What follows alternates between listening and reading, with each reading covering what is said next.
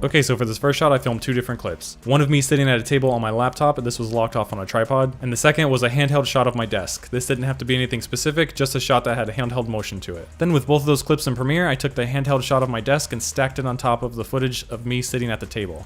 Then selected both of those clips, right-clicked, nested them together, and then added Warp Stabilizer to the nested sequence, and changed the result to no motion and the method to position, scale, and rotation. After that was done analyzing, I opened up the nested sequence and deleted the clip of my desk. Now when I play back the nested sequence, you can see that it kept the motion from the deleted clip and applied it to the footage underneath. And I ended up using this handheld look for a few of the other effects in the video.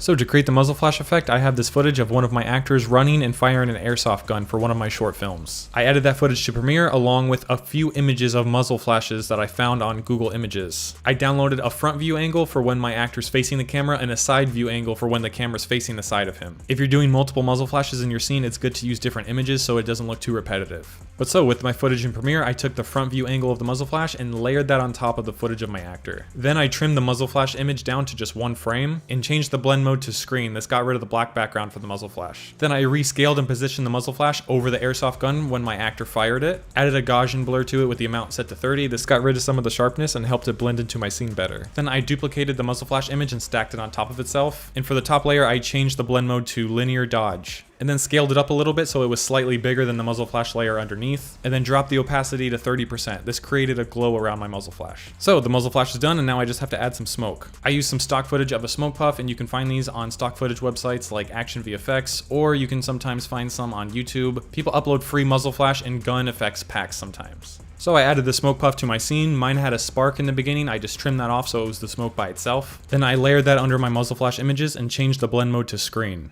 Scaled it down and repositioned it to where I wanted it in my scene. I wanted to start around the same size as the muzzle flash. Then I keyframed the scale, went forward a few frames, and scaled it up. This made it look like the smoke was expanding from the barrel of the gun and moving towards the camera. Then I dropped the opacity to 50%, keyframed that, and then had it fade out at the same time as it's expanding to make it look like it's fading away into the air. And then I sped it up a little by changing the speed to 170. And then for the shot of my actor from the side, I used the side angle view of the muzzle flash and a side view angle of the smoke puff as well. And then just repeated all the same steps.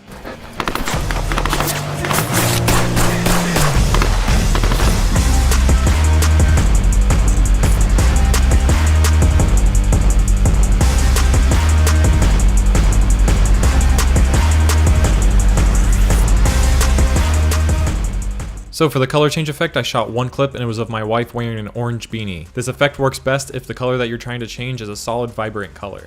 With my footage in Premiere, I added Lumetri color, and I used the HSL secondary tab to do the color change effect. In that tab, I used the set color eyedropper and selected a part on the beanie that was inside the midtones. Then I used the add color eyedropper to click in the darker part of the beanie that was inside the shadows. After that, I checked the show mask box and changed it to white and black.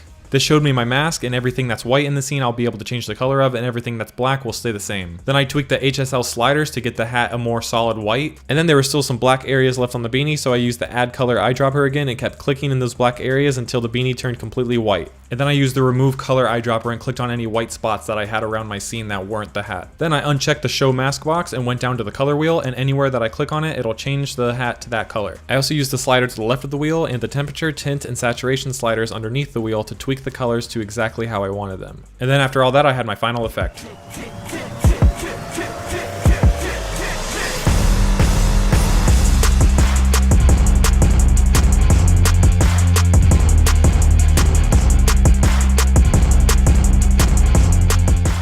So for this effect, I filmed one shot, and it was of my wife walking and looking up at the sky. I made sure to film this on a nice and sunny day when there was no clouds in the sky so that the sky was completely blue. If there are clouds in the sky, this effect won't work because I'm going to be using the sky as basically a giant blue screen. I also made sure to film this shot locked off on a tripod. So with my clip in Premiere, I added the color key effect and used the key color eyedropper to select a part of the sky that was towards the top of the frame. Then I opened up the color tolerance slider and started adjusting that. And once I started adjusting that, my sky will start disappearing. For my shot, the color tolerance started affecting some of the buildings in my shot. As you can see right here, this window started turning black, and that's not good because these areas in the building will be see-through. So I scaled back the color tolerance a little bit until it wasn't affecting my buildings at all, and then I copied the color key effect and pasted that back into the effect controls panel. Then I reset the color key effect that I just pasted, and then took the key color eyedropper on that color key effect and selected a part in the sky right underneath the black. And then I did the same thing and adjusted that color tolerance right up until it started affecting the buildings. And then copied and pasted that color key effect, reset the new one, and then did the same thing. I ended up doing this 4 times in total until I perfectly keyed out my sky without affecting the buildings underneath.